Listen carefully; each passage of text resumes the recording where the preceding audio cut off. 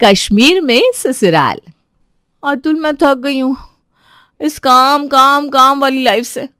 अरे यार, इंसान की जिंदगी में काम के अलावा भी कुछ होता है ना, या सिर्फ 24 घंटे मशीन की तरह बस काम करता रहे। अब मैडम क्या चाहती हो तुम कि 24 घंटे घर में हम लोग यूं ही निखट्टू की तरह पड़े रहे? ऐसी लाइफ चाहिए क्या तुम्हें? तुम तो बहुत अच्छी तरह जानते हो कि मैं क्या कहना चाहती हूँ। बस तुम्हारी आदत है मेरी बातों पर ना समझ बनकर बातों को गोल गोल घुमाने की। हाँ बाबा, सब समझता हूँ तुम क्या कहना चाहती हो। बताओ क्या चाहती हूँ, क्या करूँ तुम्हारे लिए कि तुम्हारा मूड ठीक हो जाए? तुम खुद सोच कर देखो ना अतुल, तुम्हारा क्या है? तुम तो सुबह 9 बजे लंच का डब्बा उठाते हो और ऑफिस के लिए निकल जाते हो। शाम को ऑफिस से आते हो तो सोफे पर मैं तो बहुत थक गया ये कहकर पसर जाते हो। तुम्हारी माताजी दौड़ी दौड़ी तुम्हारे लिए चाय कॉफी लेकर आती है। तुम्हारी लाइफ में टेंशन नहीं है। टेंशन किसे कहते हैं वो मुझसे पूछो। सुबह 5 बजे उठती हूँ मैं, दोनों बच्चों के अलावा तुम्हारा लंच पैक करती हूँ, तुम्हारी माताश्री के लिए दोपहर का लंच बनाकर रखती हूँ, जल्दी जल्दी तैयार होकर ऑफिस जाती हूँ। और जब ऑफिस से लौटती हूँ ना, तब भी माँ जी टेढ़ी मेढ़ी शक्ल बनाकर ऐसे घूम रही होती है जैसे मैं कंपनी बाग में टहल कर टाइम पास करके आई हूँ।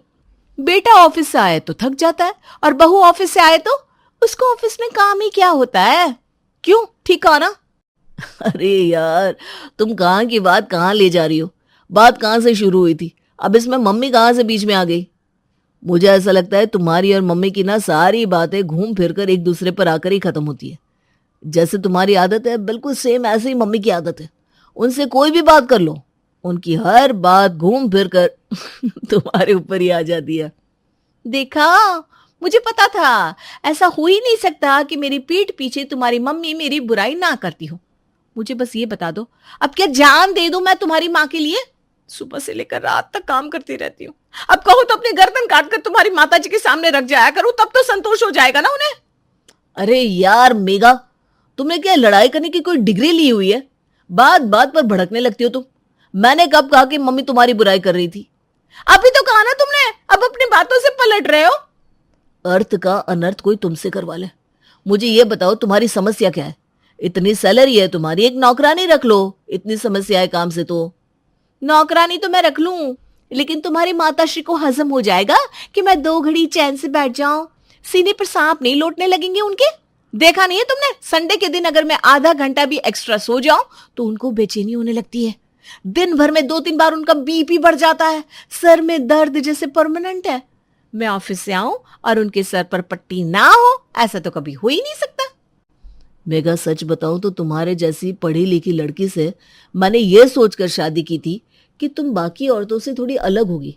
कम से कम नौकरी करोगी, घर से बाहर जाओगी तो घर में ये सास बहू के कलेश नहीं होंगे। लेकिन गलत था मैं। अरे तुमने और मम्मी ने तो गांव की औरतों को भी पीछे छोड़ रखा है, तू मैं करने में। परेशान हो गया मैं तुम दोनों के झगड़े सुनते सुनते।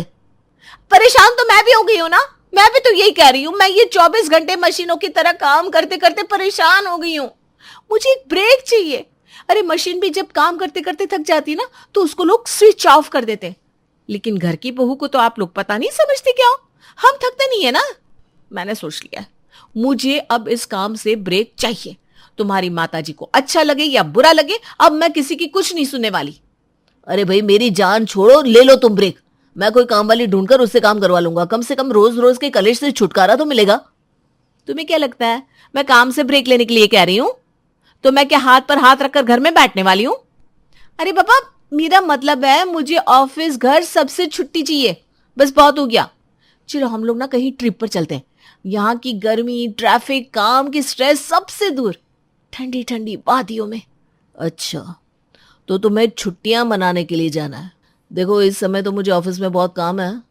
मैं ट्राई करता हूँ अगर छुट्टी मिल पाए तो। मुझे बहानेबाजी नहीं सुननी। काम तो साल के 365 दिन होता रहता है। काम कभी खत्म नहीं होने वाला। हमें अपने मेंटल पीस के बारे में भी तो सोचना होगा ना। सिर्फ मशीन की तरह काम करते रहेंगे ना तो पागल हो जाएंगे एक दिन। और इस समय मुझे ऐसा लग रहा है कि मैं कुछ दिन के लिए कहीं गई नहीं ना तो सच में पागल हो जाऊंगी। पत्नी को गुस्से में झुंझलाते हुए देख अतुल को समझ में आ गया था कि मामला वाकई सीरियस है। इसलिए अगले दिन जाकर वो ऑफिस में छुट्टी की अर्जी लगा देता है 2 दिन के बाद। अरे कहाँ हो हमारी श्रीमती जी? एक कप अदरक वाली चाय पिलाओ तो तुम्हें खुशखबरी सुनाऊं। तुम कभी नहीं सुधरने वाले अतुल। अब एक कप चाय पीनी है तो वैसे ही बोल दो ना। ये खुशखबरी का लॉलीपॉप दिखाने की क्या जरूरत है? बाबा, तुम तो हमेशा ही बिगड़ी रहती हो। वाकई खुशखबरी है मेरे पास। ठीक है, बैठो, अभी चाय लेकर आती हूँ। ऐसा करो, मीठी चाय पीकर मन भी मीठा कर लो। ये देखो, ऑफिस से छुट्टी मिल गई है मुझे। पूरे 10 दिन के लिए छुट्टी अप्लाई करी थी। अब तुम भी अपने ऑफिस से छुट्टी ले लो और फिर हम दोनों घूमने चलते हैं। बताओ कहाँ जाना पसंद करोगी? कहो तो तुम्हें स्वर्ग की सैर पर ले चलूं जाने मन। हाँ हाँ, तुम तो चाहती हो ना कि मैं स्वर्गवासी हो जाऊं, तो तुम सुकून की जिंदगी बिताओ, हैं? अपनी माँ जी को मत बता देना कि मैं स्वर्ग जाने वाली हूँ, खुशी से बाउली हो जाएगी वो। मेघा, फिर से शुरू हो गई तुम। मैंने बोला ना, मीठी चाय पियो और दिमाग ठंडा करो। मेरा मतलब है धरती का स्वर्ग, यानी कि कश्मीर। बोलो, चलोगी कश्मीर? मैंने पता किया है, टिकट्स भी मिल रहे हैं। ओह माय गॉड, तुम सच में मुझे कश्मीर ले जाने वाले हो? मैंने तो आज तक सिर्फ नाम ही सुना है और तस्वीरों में ही देखा है। कभी सोचा नहीं था कि मैं अभी जाकर कश्मीर देख पाऊंगी। तो बस ठीक है, तुम फटाफट से तैयारी में लग जाओ। अब ज्यादा देर करने की जरूरत नहीं है। मेघा भी अपने ऑफिस में छुट्टियों के लिए अप्लाई कर देती है और अगले हफ्ते अतुल और मेघा कश्मीर की वादियों के लिए निकल जाते हैं। कश्मीर पहुंचने के बाद, कौन से होटल में स्टे बुक किया है तुमने? होटल का रिव्यू वगैरह चेक किया था ना? अरे यार, मैंने कोई होटल बुक नहीं किया। एक्चुअली मैं ना, होटल में कमरे अवेलेबल नहीं थे। फिर मैंने अपने फ्रेंड से बात की तो उसने ना मुझे एक बहुत अच्छा आइडिया बताया। तुम्हारा दिमाग तो ठीक है? तुम यहाँ इतनी दूर मुझे लेकर आए हो और तुम कह रहे हो कि तुमने होटल बुक नहीं किया। अब क्या सड़क पर सोएंगे हम लोग? अरे बाबा, पूरी बात तो सुन लो मेरी। एक फ्रेंड ने बताया कि यहाँ पर बहुत सही दामों में बहुत ही खूबसूरत बोट हाउस मिलते हैं, जहाँ पर टूरिस्ट जाकर रुकते हैं और कश्मीर की वादियों का आनंद उठाते हैं। तुम चाहो तो हम वहां ट्राई कर सकते हैं। अब ट्राई करने के अलावा और कोई ऑप्शन भी तो नहीं है। ऐसा करते हैं, यहीं एयरपोर्ट पर ही फ्रेश हो जाते हैं। उसके बाद कहीं पर खाना खाने के बाद सीधा घूमने निकल जाएंगे। शाम के टाइम कोई बोट स्टे बुक कर लेंगे। अतुल और मेघा कश्मीर की वादियों में हाथों में हाथ डालकर घूम रहे थे। अतुल, तुम्हारे फ्रेंड ने वाकई बहुत ही अच्छा सजेशन दिया। अगर हम होटल में रुक जाते ना तो कभी जान ही नहीं पाते ये झील के बीचों बीच बोट हाउस में रहने का एक्सपीरियंस कैसा होता है। मेरा तो मन कर रहा है कि कश्मीर के खूबसूरत पहाड़ों और वादियों को छोड़कर यहाँ से कभी जाऊं ही ना। ये हमारा बैड लक है कि हमें बेंगलुरु जैसे इतनी भीड़ भाड़ वाले शहर में रहना पड़ता है। अच्छा, तो तुम अगर यहाँ कश्मीर में रहती तो तुम्हारी जानकारी के लिए बता दूं कि आज जो इतनी अच्छी नौकरी कर रही हो ना, वो भी ना कर रही होती। यहाँ रहकर करोगी क्या, ये भी बता दो। अरे क्या करेंगे, इससे क्या मतलब है? जॉब करेंगे। तुम्हारी जानकारी के लिए बता दूं, कंपनी से वर्क फ्रॉम होम भी मिलता है। अरे वर्क फ्रॉम होम लेकर मजे से यहाँ के ठंडे वेदर में बिना एसी के सुकून से जीते। हाँ, मुझे तो यहाँ की वादियों से वापस जाने का मन ही नहीं हो रहा। मजाक मजाक में कही हुई ये बात अब मेघा सीरियसली लेने लगी थी। बात तो तुम्हारी मेघा सही है। इस झील में बोट हाउस के अंदर रहने का एक्सपीरियंस तो मुझे इतना अच्छा लग रहा है कि वाकई बेंगलुरु वापस जाने का मन ही नहीं कर रहा। लेकिन क्या करें, मजबूरी इंसान से क्या कुछ नहीं करवाती। यहाँ का वेदर, खाना, खिड़की खोलते ही आती हुई ठंडी ठंडी हवा पूरा दिमाग फ्रेश कर देती है। क्या कहती हो तुम? मैं तो यही कहती हूँ अतुल कि थोड़ा कम कमाओ, वो चलेगा, लेकिन मुझे ना अब कश्मीर में ही रहना है। दिल बहलाने के लिए ये ख्याल अच्छा है मैडम, लेकिन प्रैक्टिकल सोचो, पॉसिबल नहीं है यार। बेंगलुरु में अपना घर है, मम्मी है, बच्चे हैं। अभी तो उन्हें मम्मी के पास छोड़कर आया है क्योंकि उनके एग्जाम्स चल रहे थे। लेकिन यहाँ पर बसने का मतलब समझ रही हो? इन सब के बारे में भी तो सोचो। सबके बारे में सोच कर ही बोल रही हूँ अतुल। यहाँ के पोल्यूशन फ्री एटमॉस्फेयर में रहेंगे ना तो बच्चों के डेवलपमेंट पे फायदा ही होगा, नुकसान नहीं। और हम इतने एजुकेटेड हैं, आजकल तो गवर्नमेंट ने एक से बढ़कर एक फैसिलिटी दी हुई है।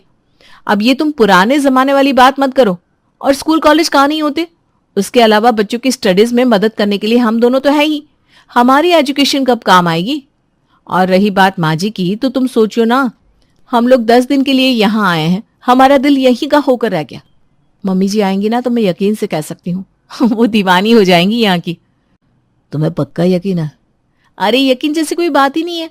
मैं तो कहती हूँ ना अतुल, हम ना कोई नॉर्मल घर नहीं लेंगे, ये बोट हाउस ही ले लेते हैं। लाइफ सेट हो जाएगी हमारी। अरे लोग मरते हैं ऐसी जगह आने के लिए, और सोचो हमारा यहाँ घर होगा, हर दिन इस बोट हाउस में रहेंगे हम। यहाँ के खूबसूरत मौसम में इस झील में तैरता हुआ घर होगा हमारा। अरे लोग सपने देखते हैं ऐसी जगह के। अगर तुमने पक्का इरादा बना ही लिया है तो ठीक है, मैं पता करता हूँ। अतुल जाकर बोट हाउस के मालिक से बात करता है। सुनिए, मेरी वाइफ को ना ये बोट हाउस बहुत पसंद आ गया है। क्या आप अपना ये बोट हाउस हमें बेचना चाहेंगे? अरे क्या साहब, आप हमारे पेट पर लात मारना चाह रहे हो क्या? आपको भी इस बिजनेस में उतरना है? अरे नहीं नहीं, आप गलत समझ रहे हैं। हमें इस बिजनेस में नहीं उतरना, बल्कि हम तो इस बोट हाउस में रहना चाहते हैं अपनी पूरी फैमिली के साथ, हमेशा हमेशा के लिए। 10 दिन तुम्हारे हाउस में रहकर मन ही नहीं भरा हमारा। ये कैसे लोग हैं यार। होटल में रहने पर अगर होटल पसंद आ जाए तो होटल थोड़ी ना खरीदा जाता है। खैर मुझे क्या, मैं भी बता देता हूँ, मुंह मांगा दाम अपने आप भाग खड़े होंगे। अब वैसे तो साहब ये बोट हाउस हमारी रोजी रोटी का साधन है, लेकिन फिर भी आप इतना कह रहे तो मैं 3 करोड़ में आपको ये देने के लिए तैयार हो जाऊंगा। 3 करोड़? इतना पैसा तो नहीं है हमारे पास भाई साहब। अरे भाई, तो क्या यहाँ टाइम पास करने आए थे? आप ऐसा करिए, मेरा बिल पेमेंट करिए, हमने अगले क्लाइंट से बुकिंग ले ली है।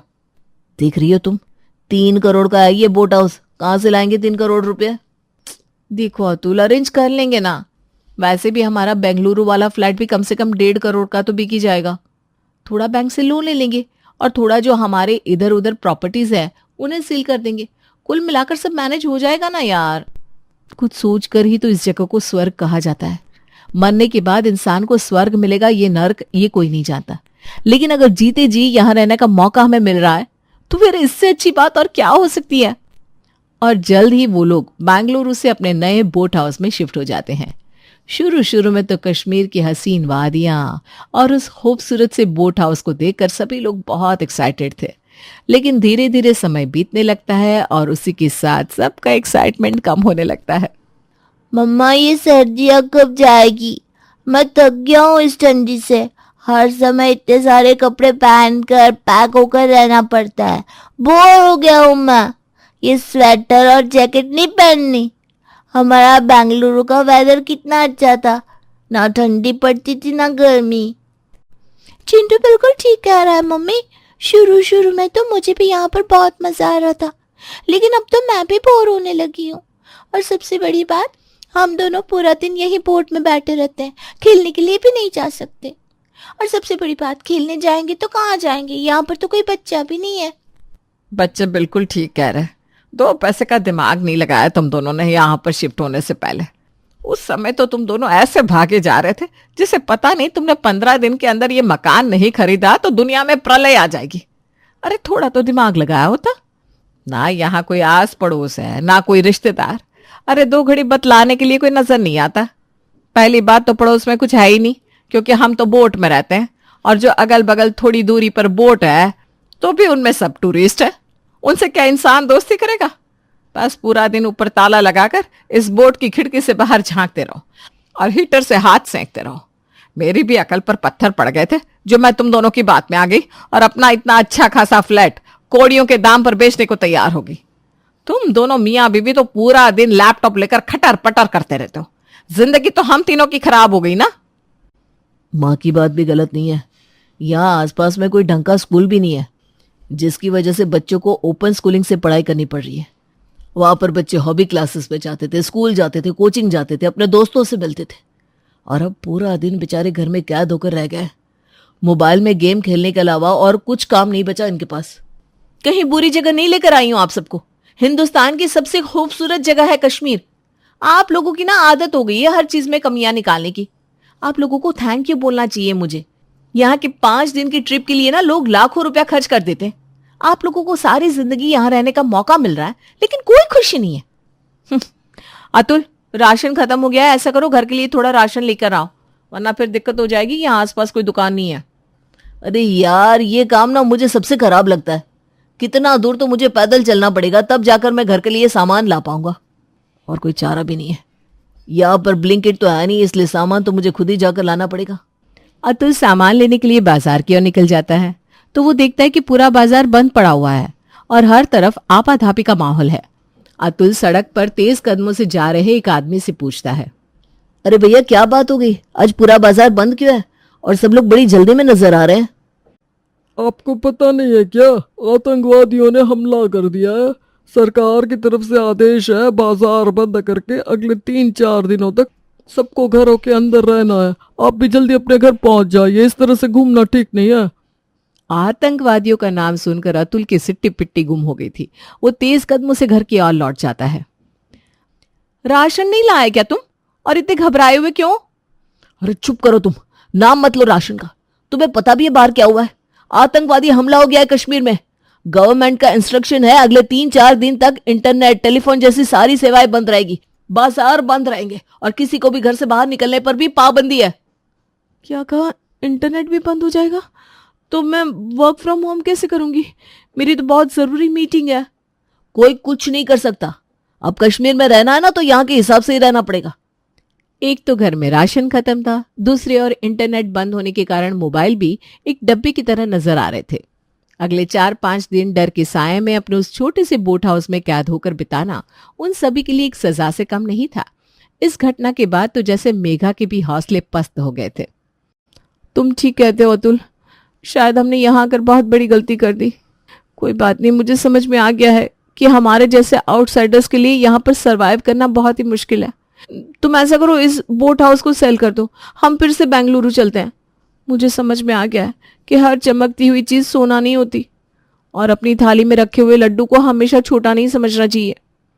पत्नी की बात सुनकर अतुल आसपास के बोट वालों से बात करता है कि अगर किसी को बोट हाउस खरीदना है तो वो बेचने के लिए तैयार है। तभी उसे पता चलता है कि उस बोट हाउस की कीमत तो सिर्फ 2 करोड़ रुपए है और बोट के मालिक ने उनसे पूरा 1 करोड़ रुपया फालतू ले लिया था। बहुत कोशिश करने के बाद भी अतुल की हाउस बोट सिर्फ 2 करोड़ रुपए में बिक पाती है। 1 करोड़ रुपए का नुकसान सहकर अतुल और मेघा वापस बेंगलुरु लौट जाते हैं।